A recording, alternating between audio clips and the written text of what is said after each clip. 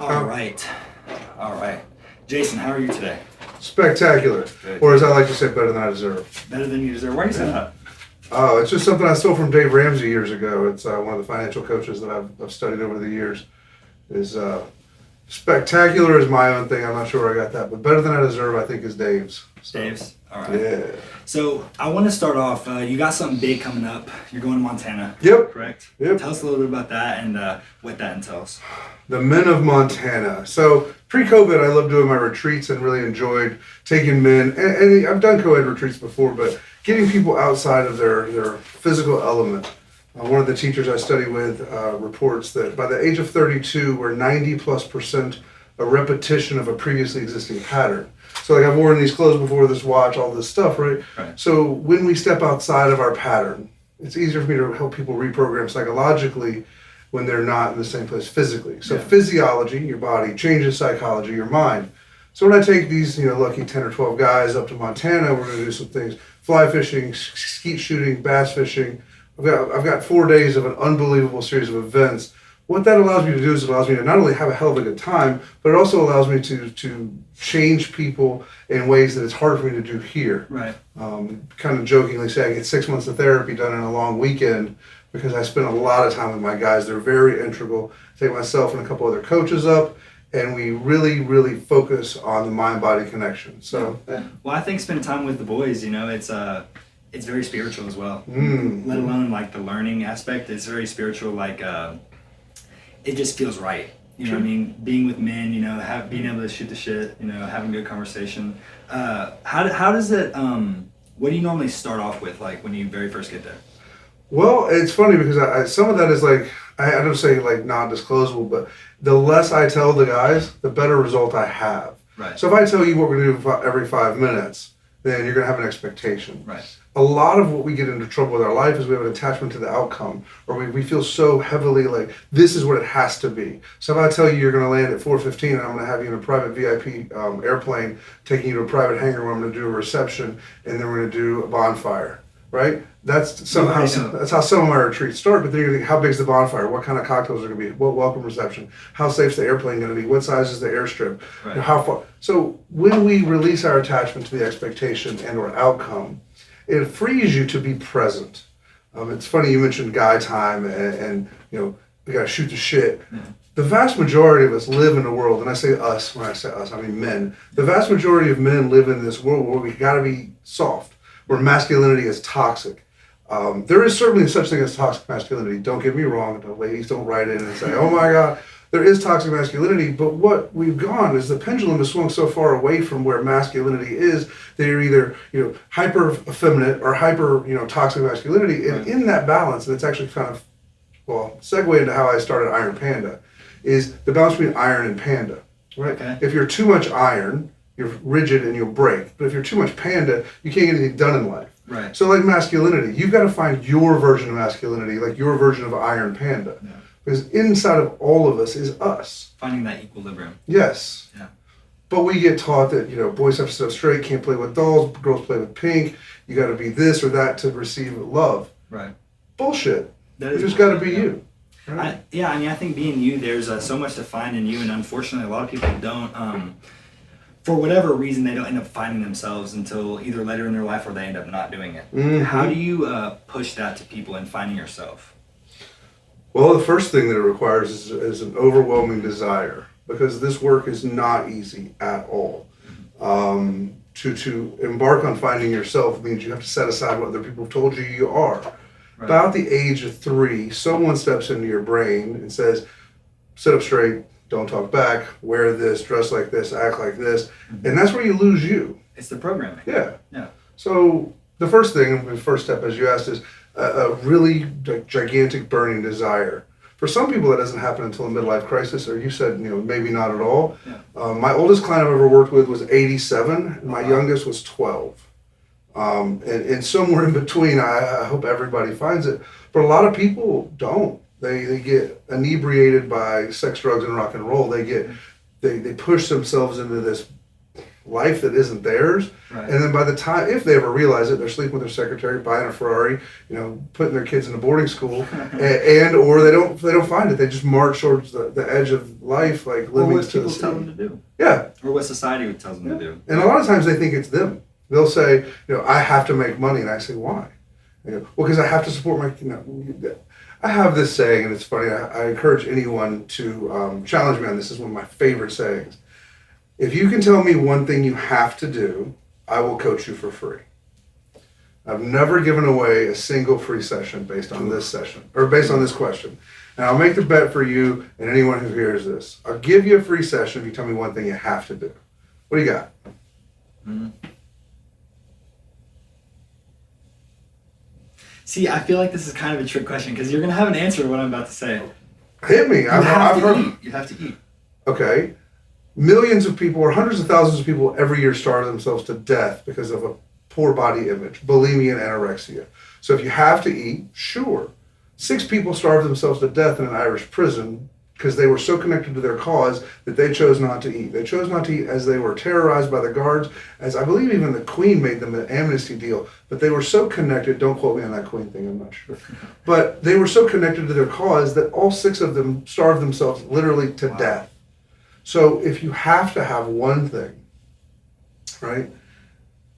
The only thing I've ever come close to, and certain people can go without it, is human connection. Oh. Yeah. The number one human need is connection, right? Some people can get it internally though, so they don't have to go out and pursue it. And that's actually one of the things, and that's the kind of the workaround is, you have to have connection. Right. But to have external connection, you must first connect with yourself. And that is where getting into the work is, why do I believe what I believe? Does it serve me? How do I want to change it? Do I want to change it? And making these really, really giant leaps forward back to the retreat is easier to do when I remove someone from their wife or from their spouse or from their kids or from their job. From things that they're used to. Exactly. Yeah. Because if you put on the same pair of pants every day, right? You'll be the same person every day. So I take people out, and actually one of the things that people ask me about this retreat, Jason, why the hell do you need to know my shoe size? I'm like, don't you worry about why I need your shoe size. Right? So if I told you why I needed your shoe size and why I needed your shirt size and why I needed all this stuff, you get a preconceived notion. Right. And once you have that, then you can't be in the moment. So that attachment to the outcome. So when you go on these retreats, what are some of the things that, because obviously you have a lot of value to give to your the people that you go with. What are some of your favorite things? Like, what are some things that, as one of the leaders of the group, that you can like kind of take away and look at and be like, wow, I really, really appreciate this? I give you a canned answer of all the fun stuff I've done over the years with my people, but my favorite thing is always the people. Of course. The relationships, the connection. As I was mentioning, the connection is our only true need. I often will reference this. You remember the movie Castaway, right? I could be wrong, but is that with Tom Hanks? Yes. Yes, okay. Okay. Remember Wilson? The volleyball with the blood hand on it? You're a little young for this, maybe. But that need for connection is so strong. He created an inanimate object that had a name and a personality because we need connection so badly that if we don't have it, we go crazy, literally. Right. There's a thing for children called failure to thrive, and if they're not touched and given attention, they actually will die. Oh, wow. True story. If you're not touched, I think it's up until 6 months, you will have a severe emotional dysregulation. And if you're not touched, and don't quote me on the time, but you'll actually die. You won't take on nutrients. But when you ask about what my favorite thing about the retreats is, it's always the connection. The lifelong relationships that are built in 2 or 3 or 4 or 5 days. People come with... Well, I'm sure it's so powerful. It's very, what's the word? It kind of takes over you. Like when you're away from everything you get the chance to be able to look at things differently. I'm sure it actually changes you for the better in a very significant way. Absolutely. Myself as well as everybody who's ever been, I think it's, yes, as the leader of these retreats and as of the kind of the face behind the brand, our goal isn't necessarily any type of outcome. It's the type of connection. Right. And that I get just as much out of as my guys do. Yeah, Everybody who I work with keeps my cell phone number. I create private groups. We all have these little text message chains. Was up with another colleague of mine doing a retreat. That flag over there that they can't see, but you can, came from a retreat we did on an oil rig 35 miles off the coast of North Carolina on a decommissioned lighthouse platform, not oil rig, but on a lighthouse platform. And we had a bunch of guys out there, and there was a hurricane that come through, and that flag survived the hurricane. And the guys I was out there with, we all took it down. I keep that there because, a tattered American flag, right, doesn't mean a whole lot, but the story behind it, the guys watching them climb a flagpole with no ladder, this guy monkeys up there, takes it down, puts up a new one. You can't buy that. You can't. No. So activities are great, but watching men come together to solve problems, watching husbands and wives reconnect in new places, doing new things. You can't buy that. You just can't go to the store and pick that up. It's a common thread, especially as I'm getting older and I'm learning that some of the most valuable things for every human you can't put a price on. No. Actually, it's funny, your generation and the ones coming after you might be getting something right. You guys get a bad rap for no work ethic and not showing up and all this other BS. Mm-hmm. But it's experiential, yes. Right? Seeing people gravitate more toward doing than having. And, I don't need 600 pairs of shoes. I need 2. Yeah. And I'd rather take the other, 550 or 98 pairs, and I'd rather take that money, and I'd rather go do something. Right, to travel. Yeah. Have experience, meet people. Yep. Like you said, everybody has to meet people. Everybody's got that human connection. Yes.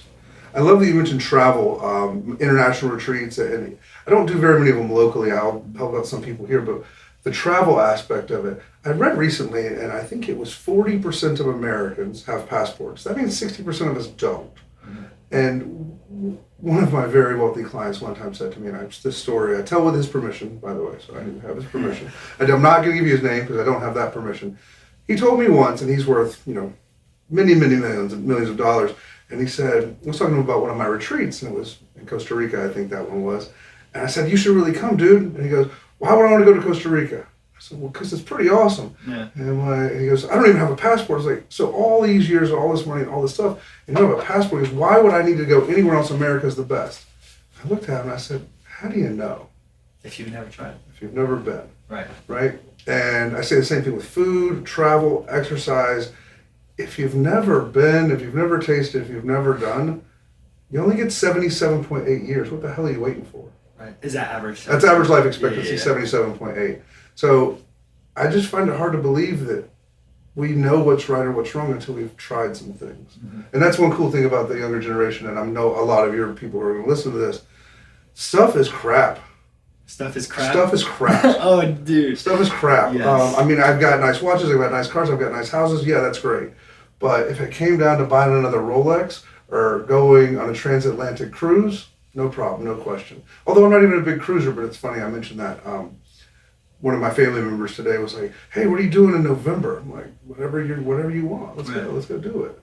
So my clients in November will be seeing me probably from aboard a cruise ship, apparently. Oh, that's cool. Yeah, I'm on a 14-day transatlantic cruise is what I'm looking to take. So, where did you say you're going? We depart out of Barcelona, I think, and we land in Fort Lauderdale. Oh, so you're going to Barcelona and then traveling here. Yeah. Oh, wow. That'll be an experience. You're pretty stamped, though. 48 countries. 49. 49. Yeah. Actually, I don't know if they can see that above me, but that's the travel map. Relatively updated. I think I'm missing a country. In fact, I know I'm missing a country. I can see it from here. So I'm missing at least one country and about 4 cities in America. But blue lines are planes, red lines are boats. Black lines are boats, blue lines are planes, and red lines are cars. Cars. What's the heart for? Special? It's actually, I got to go to Moscow. Oh, and I'd always wanted to go to Russia, and it was a really great trip. I fell in love with the country. It was a really, really cool opportunity to go do something not very many people do. Yeah. I mean, everybody's been to the Bahamas, right? But how many people have been to Moscow? Right. Right. So, what are some of your biggest takeaways, not only from traveling alone, but from being able to see 49 different places? Because like you said, if you've never been and you've never been able to have that experience, it's kind of hard to, like, hearing something is only one part of something, right? Being able to see it and experience it and touch it is completely different. So what are some of the biggest takeaways for you? One word: curiosity. Killed the cat? It may have killed the cat, but it's keeping my old ass alive. Yeah. Curiosity, man. It's you never know until you know, and you never know until you go. And back to my friend and client years ago who said, everything I have or need is here. Yeah. How do you know? Right. I have met some of the coolest people in some of the darkest alleys and some of the craziest cities and had the best time just because I was like, hey, I wonder what this place looks like, feels like, tastes like. It's interesting. 5 years ago, I went to the airport to go to Paris and ended up in Sao Paulo, Brazil. Oh, wow. because the flights looked better and the first class ticket was cheaper, and I'd never been to Brazil, so that line right there, Sao Paulo, I started off in the airport with a ticket to Paris and didn't go to Paris, then didn't go to Madrid, then didn't go to Frankfurt, and wound up having a really, really amazing time in Sao Paulo, Brazil. So curiosity, that's what I learned in all these places, is you don't know until you go. Well, the urge to learn is so good for the brain. Not only for the brain, but for your heart and soul. Sure. I think learning every day, and I'm sure you'll attest for this, learning, as you continue to learn, it only helps yourself and helps the people that you come in contact with. I agree. One of the, in talking about curiosity, is you continue to learn, but questioning almost everything repeatedly, because your brain and my brain, vastly different, right? My brain in 10 years will be different than now. So I reread the same books with different understanding. So when you think you know something, and my clients will attest to this, but the more certain you are about anything, the more ignorant you are about everything. Yeah. People who know everything, they're the dumbest people in the room. Oh, there's a saying, it's like, the more you think you know, very similar to what you just said, but there's one thing that really comes to mind when you said that, but I'm forgetting it. Shoot. It's okay, you might be referring to the 4 levels of competence. Unconscious incompetence, conscious incompetence, conscious incompetence, and conscious competence. Yeah, that's it. So, but as you graduate up, the more you know, the more you realize you don't know. That's is that what you mean? Yeah. Okay. The more you think you know, the less you actually know. Yeah, there you go. Yeah, that's why I get in the habit of asking myself when I'm certain about something. Why? Am I certain? Why? And typically, and this is back to the psychotherapy thing, but what we think we know, we were taught. Everything you know, you were taught. Yeah, your language, your belief, your everything. So if you were put in a cave on the other side of the world, you'd have a completely different set of beliefs, even though you had the exact same genetic makeup, even though you had the exact same looks. Aesthetically, you'd be the same. But everything you believe would be vastly different. I don't know if I stole this or not, but if I did, somebody please let me know and send me the credit of who said this. But everything you've ever thought is from everything you've ever been taught. So every single thing, and I read this in a psychology journal years ago, the human being is born with 2 fears. Fear of loud noises and fear of falling. Every other thing you've been taught. No. So I'm afraid of flying. Are you? Yeah. But how did you get over that fear? I have not. I haven't. Oh, so you're scared every time? Every time I get on an airplane. But here's the thing. Fear is the biggest indicator of growth. Right. Why are you scared to fly? It's a control thing, right? It's a control. Because we all have the illusion of control. So we're walking around, we're driving our cars, we're doing what we do. We think we're in control. Right. So for me, I look at fear as the biggest indicator of growth. So when I go for my 50th country, I actually may hit on that cruise. I'll have to go back and look at the list. Fear tells me where I need to go. Right. So if I'm afraid of something, I will go intentionally do it. Well, diving with sharks, jumping out of planes, bungee jumping, parasailing, parapenting, deep water scuba. That's just stuff I do. Yeah. That's all stuff I do. Riding motorcycles, racing cars. I've done all that stuff because hey, this is kind of scary. I just go right at it. And it helps you grow. It helps you grow so much. Yeah, because you can't grow. Doing what I do got me here. Changing that will get me there. So if I'm afraid of something, I will go find it. There's something that you within said, reason. Right. There's something that you said that so as you showed me before the podcast, your time management is very well, or you manage your time very well. Sure. But this right here, the trip to Barcelona, you said? That's Sao Paulo, Brazil. Yeah. Brazil, sorry. Is there a time in time management to be spontaneous and to just take, go on a limb? Yes. How do you decipher those? Because a lot of people, or me sometimes as well, I feel like it's hard to make that distinction on when you should do certain things spontaneously. Sure. Well, I'll give you a brief primer on it. So the week is made up of 168 hours. We all have 168 hours, right? And if a billionaire can become a billionaire with 168 hours, you could probably do anything you want with your 168 hours. Right. So every day I allocate, and this is my own personal time blocking, but the first 2 hours and the last 2 hours of every day belong to me, right? They're called fuck off time, FOT, right? You may have heard me talk about that on some other podcasts or things. But if I schedule, right, there's 24 hours in a day, 8 hours for sleep, right? That's the number one most important thing any of us do is sleep. and you get 8 hours for yourself and 8 hours for the job. But that would be nice if that's, the 3 8s. It doesn't usually work out like that. Most of us work a little more than 8. Most of us sleep a little less than 8. And most of us don't really pour into ourselves. So with FOT, the last 2 hours of my day, actually it's technically the last 3, but we'll get into that in a second. The last 3 hours of my day, 2 hours of it are devoted to nothing. Yeah. Like I'll watch TV, I'll go for a walk with the dog, I'll plan my next trip to Rio or Sao Paulo or wherever I may end up. I'll have that time to downshift. Right. A lot of my clients are guys, and I'll say, how long can you redline a Ferrari? And I go, what do you mean? I go, well, you're looking to find out because you're redlining your life to the point where it's going to explode. Right. Okay, how well tuned you are. So you got to have that downshift. You got to have the FOT. So I pour into myself first 2 hours of my day are for myself. Go to the gym, meditate, do a little exercise, stretch, kind of plan. And then the next 8 or 9 hours are for my clients and my work or outcome-oriented behavior modification or behavior solutions. Right. And then the last 3 hours of the day, I spend screwing off. You said we'll get to that in a minute. What is that extra hour? So I teach something called 3-2-1 sleep. And it's interesting because the last hour of the day, if you want the 3 and the 2, give me a call. But the last hour, I'll tell you, is the most important hour of anyone's day. Turn off the damn screens. Turn them off. And then 20 minutes of meditation, 20 minutes of journaling, and 20 minutes of reading. And then turn off the lights. Right? The last hour of everyone's day is the most important. Now, you see my schedule, as you saw. Yeah. It has to be at the same time. Every single night. Yes. Well, at least 5 nights a week. For me, it's Sunday through Thursday. So Sunday through Thursday, I have a locked-in bedtime. Right? Because I get up at 7. So that means I need to go to bed at 11, which means the TV and everything on it turns off at 10. And I meditate, I journal, I read.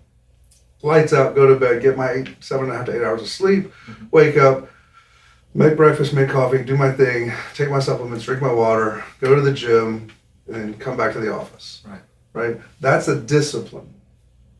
Most people have no confidence because they have no discipline. Well, okay. Me as a young person, I especially since moving to Georgia, that's one thing that I've been kind of really trying to fine tune myself on is discipline in every way, shape, or form. What's that word? Hold on. Use my favorite word. Fine tune? No. God, it's going to drive me crazy. For all of you listening right now, there's only one word that will piss me off. You can tell me I'm a bastard or an asshole. Tell me anything you want. But when you use the word try in my office. Try, right. Right. You unfortunately stepped into the lion's den here because this is my sacred place. When someone uses the word try, it drives me so crazy.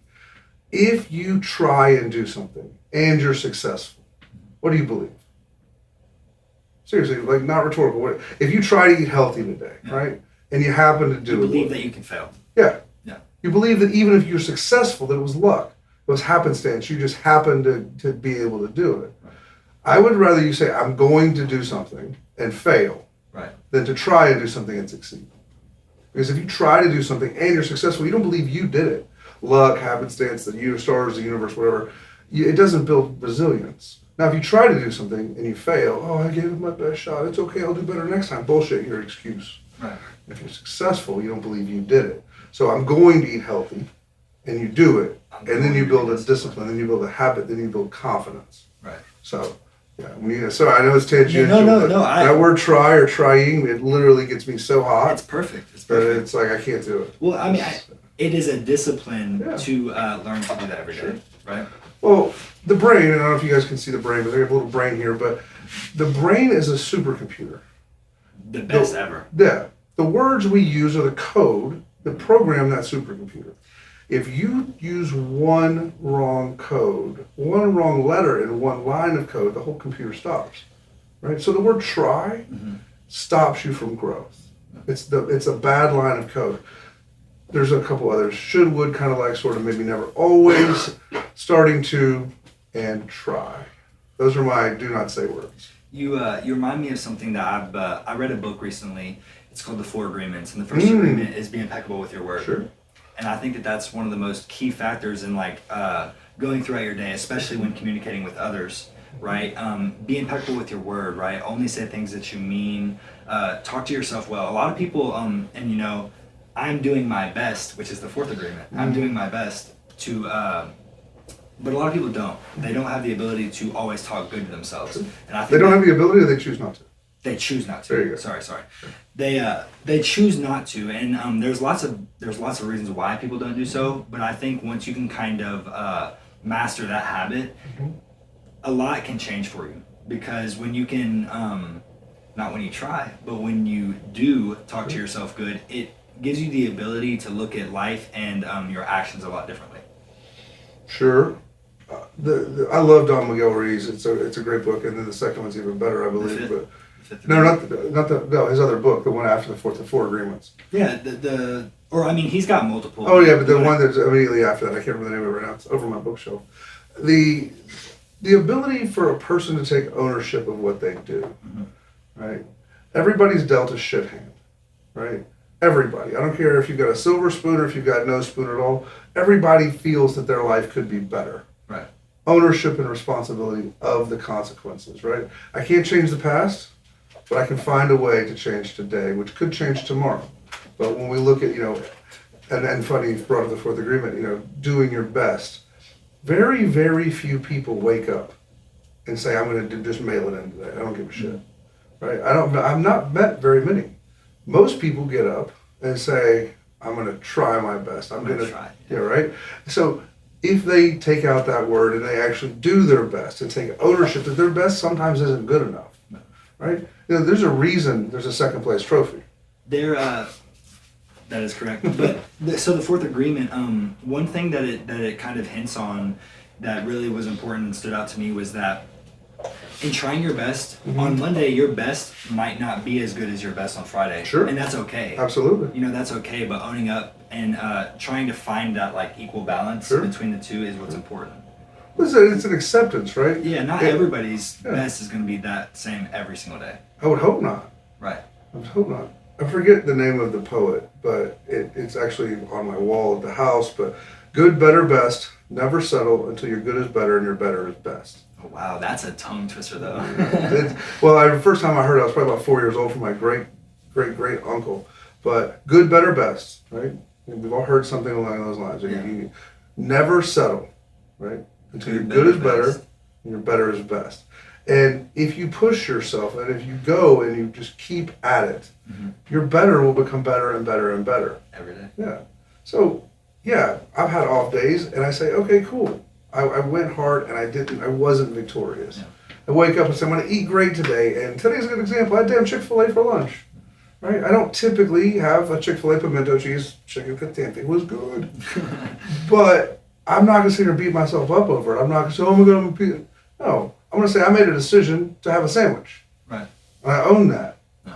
It's not nobody's fault but mine. I made a decision. I was there. I made the left instead of the right. That's okay. No. But I'm not going to blame traffic. I'm not going to blame when I was late. I'm not going to blame when I was hungry. I made a decision. Right? When people, I've got a couple extra pounds here, and it's like, could I have a six-pack? Absolutely. Do I want one? Clearly not. That's an ownership thing. Yeah. It's not a situational, it's not an environmental, it's not a pituitary, it's not a thyroid. I like fried chicken sandwiches, and occasionally I'll have a beer or three. Yeah, a beer or three. That's a choice, right? So taking ownership of what your best is and being okay and accepting that I don't want the six-pack, I'm not willing to do what it takes, and that's okay. So, Jason, I wanted to ask you, and I want to go into a little bit of depth in this. Sure. How did you kind of, and I don't want to say stumble because a lot of people say stumble, but it's not a stumble, especially in this room, right? It's you chose, right? How did you choose to get into this path of life that you live now? And also being a therapist, how did you choose, what drove you to choose this path? Sorry. Interesting. You'll have to buy the book. Oh, because we're in the process of writing, and I've got a team working with me. We've got so much new material coming out this not this year because we're running short on time, but in the next calendar year. So before 2025, there'll be a series of 13 books, 13 workbooks, 13 videos, and my autobiography should all drop within the next about 15 months. Well, you can count me in. Sure. 100%. I'll definitely be there to read those. I'll give you the short though. It didn't start out this well. Childhood abuse, bunch of divorces, real shit show. But when you take ownership for things and you realize that you're not your circumstances and you say that I can make a decision, right? Because life is a series of decisions.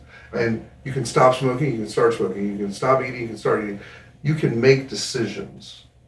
And when you take that power back from the victim or from the villainizer, from the victimizer, from the person or people or things or circumstances that could have every excuse in the world to be a serial killer.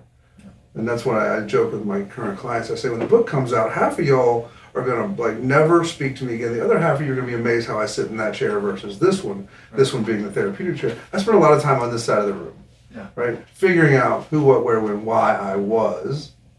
But the choice to sit on that side of the room versus this one was as simple as, if you know how to help people and you don't, you're part of the problem. Right. Yeah.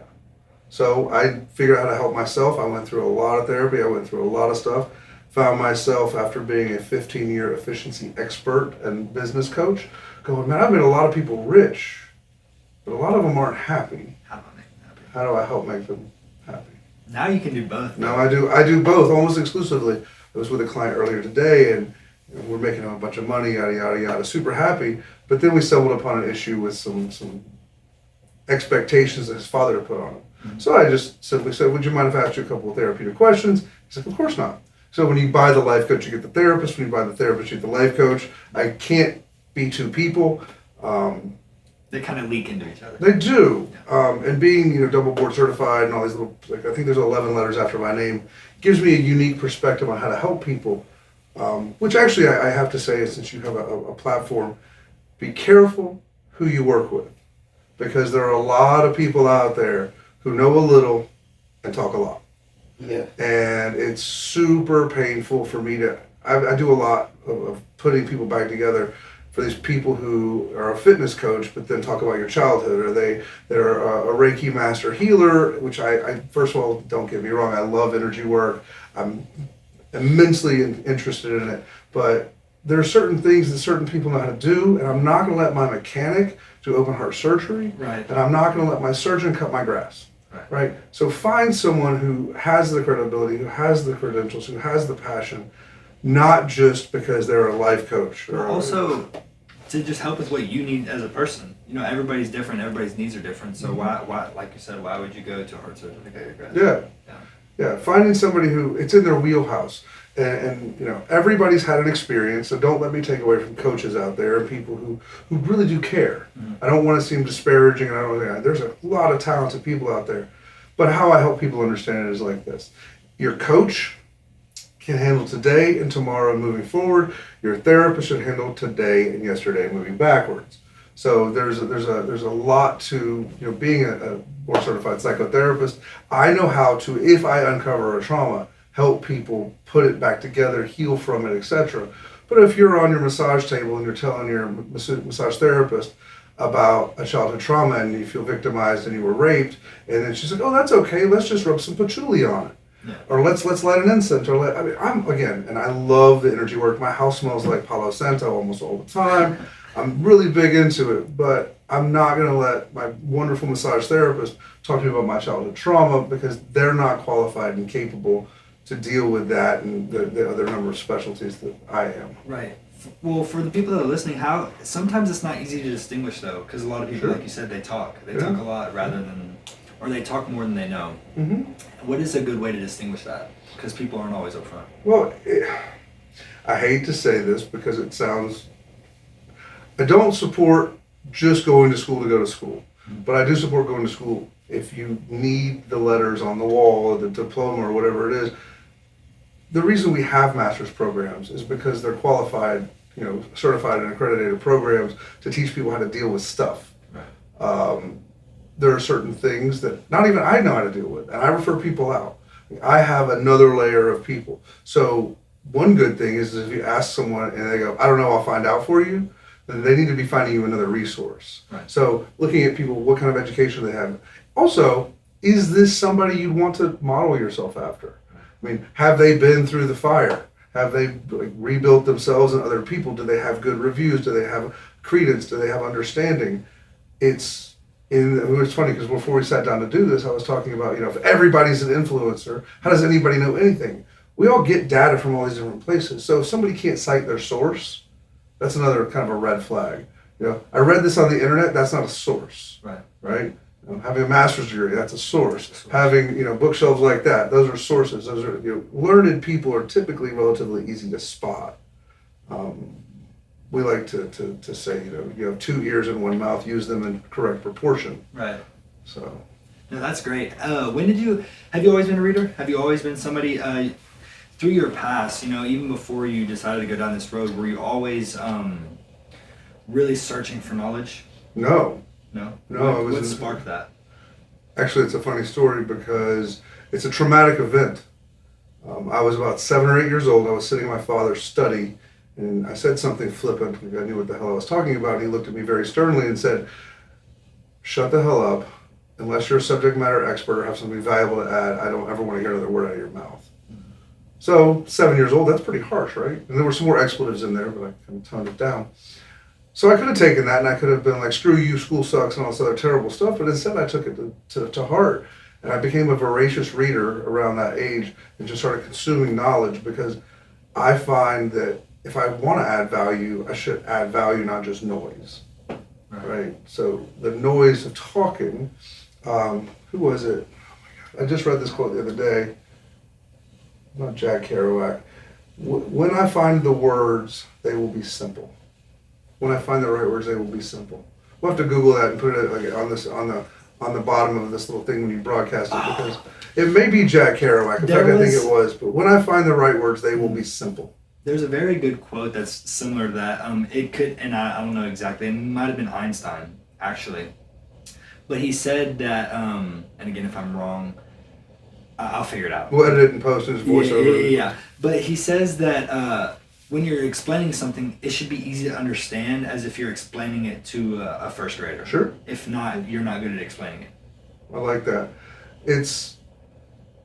Some people use big words because they're trying to make people feel small. Mm. If your vocabulary is so verbose and you're linguistically gifted and you can yada, yada, yada, rattle off all these quarter words just to make people feel bad. The word lexicon versus, dictionary. Right. Verbose versus talkative. Looking at, why do we have to use certain words? Simplicity is beautiful. Well, less is more. Less is always more. You know why Jeff Bezos is a billionaire? Because he sold books. One click. Yeah. That's the answer. One click. It took years, or at least months, if not years, to figure out how to store information, store people's address, and store people's credit cards so that they couldn't be tied together except by Amazon. Right? So the one click. Simplicity is complicated. Yeah. And that's why I have little sayings like hard work equals high worth. Growth is pain, repetition is mastery. Journaling is a window into the soul. I create these little tiny, like of all the things I can think of, how do I make it simple enough to stick with you? Well, that and these sayings, they, a lot of people, it becomes habit forming. Mm-hmm. So for instance, let's say you're going to the grocery. Actually, this is a good moment to bring this out. What do you got? Oh, goodness. Okay. The coin. Yes, the coin. It creates a habit, right? Yeah. So when you can create a habit, especially when you're about to do something, if you're at the grocery, right? Mm-hmm. You know that you should not be eating bad, but say you have a saying about eating good. Mm-hmm. It creates that habit, and it's a saying that you can always resort back to. And I think that those are very impeccability with your word, mm-hmm. right? It's like a spell. We're all magicians, right? Mm-hmm. Are you going to be a white magician or a black magician? Sure. Good magic, bad magic. And the better you are at being able to talk to yourself, be able to say these rhythms or mantras, yeah. The more mantras you have that are positive, I feel like it's better for any individual. Absolutely. Yeah. The gift we give ourselves is the repetition. Mm-hmm. Repetition is mastery, is the second half of my own personal mantra. Growth is pain. If it doesn't hurt, right, you're not growing, you're just repeating. It's just the second half. Repetition is mastery. So I'll ask myself, it's the first 6 words I say every morning when I get up out of bed, right? I don't like getting up early. I never have, never will. If it was up to me, I'd go to bed at 3 a.m. and wake up at around 10, mm-hmm. right? That's just how I'm set. But you can't live the life I want, right? Yeah. Right? Notice the words there, can't and want. You can't have what I want. Not what I have to have, not what I need to have, but what I want. So the life I desire requires that I go to bed early, right? Because I want to be up, I want to do certain things. Yeah. So the first 6 words out of my mouth, with usually a grunt, are growth is pain, and I push up, repetition is mastery. So those are like, you build it in there. And so most of the time, today aside, I drive past the Chick-fil-A and stuff, pull in. right? Because that's growth is pain. Damn, I love Chick-fil-A. I'm from Atlanta. I would love Chick-fil-A and a Coca-Cola like it every day. Yeah. But to get what I want, I can't do that. Let me ask you, we'll kind of segue this. This is something I was really intrigued with. So you're a 4-time Ironman triathlete. Indeed. How did that come about? Did it take a lot of, like, I'll actually just let you answer the question. I became a triathlete because I was a young man doing something silly. I was standing outside of a bar having a cigarette, drinking a beer, and my buddy who was inside with me came outside and he's like, I gotta get home. And I'm like, are you a quitter? And he's like, no, I gotta get up early and train for a triathlon. And I'm like, what's a triathlon? And he goes, well, you swim, you bike, and you run. And I was like, how far? And at this point in time, it was like a 1/4 mile swim, a 12-mile bike ride, and like a 2-mile run or something. It was very, very short distance. I'm like, that sounds like fun. I'll see you there. When's the race? And he goes, oh, it's in 2 weeks. So I put out my cigarette, set my beer on that little, I remember it like it was yesterday. That night. No, I went home. I went to bed. The next morning, I went to a pawn shop, bought a Schwinn that was gray with orange handlebar tape, had downshifters on it. They were on the down tube. And I raced. I fell in love with it. So I got 3rd place in my division, which is crazy. I don't know how I did that. I was young and stupid. And then years later, I got involved with triathlon for the Leukemia and Lymphoma Society. Mm-hmm. And I raced my Ironman in honor of some friends of mine that passed away from leukemia, raised a couple $100,000 during the path. And yeah, I did 4 full distance Ironman. Wow. Yeah. So an Ironman now is like a full marathon. It's like... It's a 2.4 mile swim, a 112 mile bike ride, and a 26.2 mile run. So there's triathlon is swim, bike, run in any distance, but an Ironman is considered like the prestigious. Yes, the high. And I've done 4 of them. So what? Because you can't just do that without training. What were you doing to your body? What were you doing for your body to be able to complete those? I like that shift there, not 2 but 4. Honestly, I really enjoy doing things people tell me I can't. Yeah. So I'm 6'3". I'm a little heavier now than my race weight. I was about 230, 235 race weight. Mm-hmm. So if you ever go to watch a triathlon, if you look at them on TV, it's usually guys who are like, 5'8" and weigh 135, 140 pounds. Yeah. I am like almost 2 of those people racing long distance. It's hard on your bones. Oh my gosh. Well, we kind of talked about this briefly before, but my orthopedist was teasing me and I said, well, should I ever race again? And he goes, well, only if you want to have a nice wheelchair. Yeah. What do you mean? So I have some lower back issues that from the pounding of running, because an average training day for triathlon is about 7 hours. Oh, wow. Yeah. I mean, you'll get up that's just the training time. You'll ride 60 miles on the bike and then you'll go run 10. How do you have time for life? You don't. That's your life. Yeah. Yeah, that's your, I mean, it's having a full-time practice and racing full-time. And I was a sponsored athlete. So I was Sony and MGD64, Aqua4, Springer Mountain Farms Chicken. And I was sponsored by a bunch of companies because being 6'3", covered in tattoos. And at that point in time, I had a giant beard. Yeah. So I was a billboard. These companies love sponsoring me. So I'd be out there racing in their gear. So it's, like I said, it's just, if somebody tells you can't, then you must. Then you must. Yeah. I like that. Yeah. Just while my eye caught it, you want to explain a little bit about your journal? Oh, yeah. And some of the products that you have? Well, we got crazy products. Like you already talked about my coin here. Yes. This is one of those funny things, and it's my decision coin because it's interesting. Most of us think ourselves into a crap load of trouble. We regret what ifs a lot, right? So I created this coin. It's super fun. On one side it says, if it's not a hell yes, memento vivere, which is remember to live. The other side, then it's a hell no, and memento mori, which remember we will die. When we take this coin, you're going to ask yourself, should I ask the girl out of the bar? Right? Every man struggles with approach anxiety, and if you don't, you're a liar. It's got some motion from property in Nebraska for you. But you ask yourself, you say, yes, I should ask her out gold. No, I shouldn't ask her out on silver. And you flip it. Well, what happens is it takes your prefrontal cortex, your brain offline, and it goes into your gut brain, and you're going to know, should I ask her out or not? Oh my gosh, I just put the connection there. Let me hear it. Every time you flip a coin, when it's in the air, you're like, I know what I want. You know what you want. Wow. Yeah, it takes the brain out of it, and it goes right here. You know what you want, but your logic center is like, well, that doesn't make sense. What if she says no? What if the bet doesn't work out? What if the plane crashes? What if that's up here? But this thing, it knows. So when you flip the coin, and check this out, you flip the coin, you catch the coin, you do like this, and you never look at it.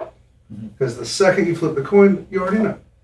Wow. And I carry one of these with me everywhere I go. That's powerful. Yeah. That's powerful. And then what about this journal? Okay, so this is the first actual hard copy piece of something that we've done. I've had videos and all this other stuff out before, but actually it's funny, around the front cover, my quote, journaling is the first step to a life by design. When we don't pay attention to something, we can't be very mad about the results. Right? If you don't put effort into something, you can't be mad about the results. If you don't put effort into your job, you get fired. No worries. You don't put effort into your body, your mind, your whatever. You get what you get, right?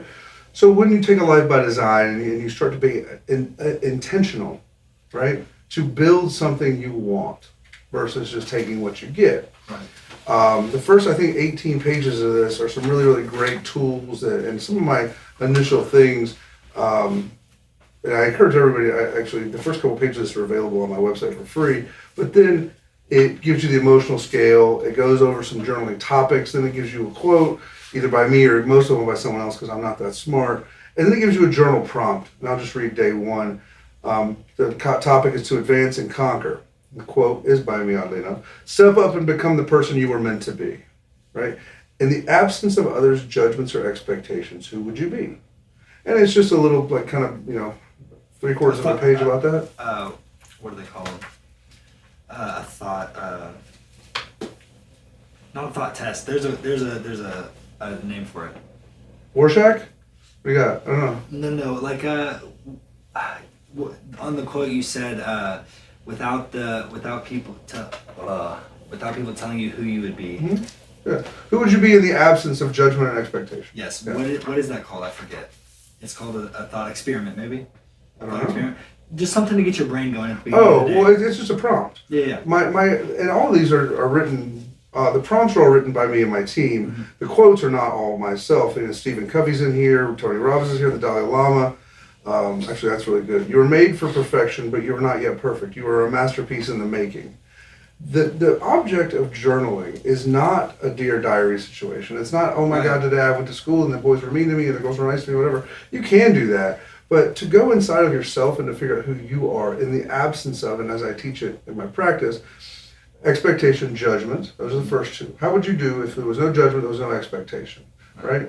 And the third one is probably the most important, without attachment to the outcome, right? The outcome is the same for you, for me, for everybody in this room. Outcome is the same. So it's dirt in the face, right? Or an oven. You can pick here in America. But it's one of the two, right? It's the same. The outcome is the same. So when you release your attachment to the outcome, without fear and without expectation, right? No judgment, no expectation, and no outcome, because we all know the outcome. What would you do? What would you do with the rest of your day if no one judged you, you didn't have any expectations for tomorrow, and there was no worry about the end of life or what the outcome would be? What would you do differently? Me, myself. Yeah. I don't know. There's a lot that I think that I know now, but I'm so young, man. There's no telling. Sure. There's a lot to discover. There's a lot to learn. There's a lot to continue to chase. But that's the outcome. You're talking about outcome. You're talking about expectation. What would you do right now? And when people tell me they're too young, right? Like to be quite honest with you, it's this. Perfect. If I could do this 7 days a week, I would do this 7 days a week without the money. Well, see, you could do this 7 days a week, but you might be homeless. Right. So there's always a cost. Yeah. Right. There is a cost. But if we release the attachment to the outcome, and when people tell me they're too young, I say, well, I'm too old. Right? Because there's pros to both. I have twice as much experience as you do, but you got twice as much time as I do. Right. Right? So if you, instead of saying you're too young or you're too poor or too whatever, those are strengths. You have less to lose. I got to pay 4 mortgages. How many do you pay? Right? I pay rent. Man. Okay, cool. I pay 4 mortgages, right? So I pay insurance on I don't even know how many cars, motorcycles, etc. Right? What's that mean? I have more responsibility. You can do whatever you want, whenever you want. I got to make money, and now, granted, I don't have to. It's a choice, right? Again, back to before. What do I have to do? Not a damn thing. The bank can have the houses. Now the cars, I own all those, so I mean I could sell them. But I don't have to do shit. Yeah. My choice is what I want. You choose to do that. Yeah. So I choose to work my ass off because I absolutely adore it. Like, you love this, right? So without judgment, without expectation, without outcome, you'd be doing this. Mm-hmm. What a gift. I really, really wish we had more time. Unfortunately, you only have us till, or we only have you until 6:30. You only have me till 6:30. You got 7 more minutes. Yeah. What do you got? Hit me. Give me your heart. Give me a tough one. Give me a tough one. Give me a tough question. What's the meaning of life? What do you think? I think what do I think? Yeah. I think it's different for everybody. Good answer. I truly believe that. What is it for you? The meaning of life. Yep. Being able to be yourself without worrying about what other people think. So, like, well, no attachment to the outcome, no judgment, no expectation. Sound pretty familiar? It sounds very familiar. Sounds pretty familiar. That, and then I'm a very big believer. Iron Panda is something I'll probably remember forever now for sure, because you give me the explanation. Iron Panda, right? Mm-hmm. I think the definition, or I think the most powerful things humans have is love. Mm-hmm. And I think being able to find that, whether it's in your family, whether it's in spouse, children, whether it's in friends, it's in none of those places. It's in yourself first. It's in yourself first, but you can't love others if you don't love yourself. And I think once you can figure out to love yourself, loving other people is like the cherry on top to life. Absolutely. Because you can have all these dreams, aspirations, goals, plans, all of that, right? Mm-hmm. But when you throw love on top of it, it makes it all so much sweeter. Well, what if you throw love underneath it all? Because you can't have any of that other shit without love first, right? Well, loving yourself, right? Sure. Right? I love in yourself for sure. Yeah. But I think it is a cherry on top, no? Sure. I don't think anything else can exist without love. Yeah. Because if you love me and I pretend... So, I'm covered in tattoos. I'm sitting here in sneakers. I'm on my sofa. I got this giant necklace on, right? Shout out Scoop. This is one of my favorite examples of self-love. I put this thing on and I was like, I'm never going to wear this. This is a gift from a great client. I love this guy to death. Unbelievable human being. Absolute fire. But I'm like, I'm never going to wear that because it's just super big and it's super bright. Also, I put this thing on. I can't take it off. Why is that important? Because it makes me happy. Yeah. I don't give a shit. And actually, everywhere I go, I have this thing on. Giant white guy covered in tattoos got this rapper necklace on. It's not a rapper necklace. It's a panda necklace. Look, it has a panda on it. Yeah. When we show up as ourselves is the only way we can receive love. So if I put on a mask, and early in my career, I wore a suit and a tie, right? And I've talked, and I didn't know tattoos, never the necklace, and then whatever. I showed up as this mask, right? And when people like that mask, the gap between the mask and me, right? That was resentment. Right. Not for them, but for me, because I didn't have the balls to show up as myself. There's a lot of that in the book, talking about showing up as you. But when you talk about the cherry on top, well, you can't get to the top without you.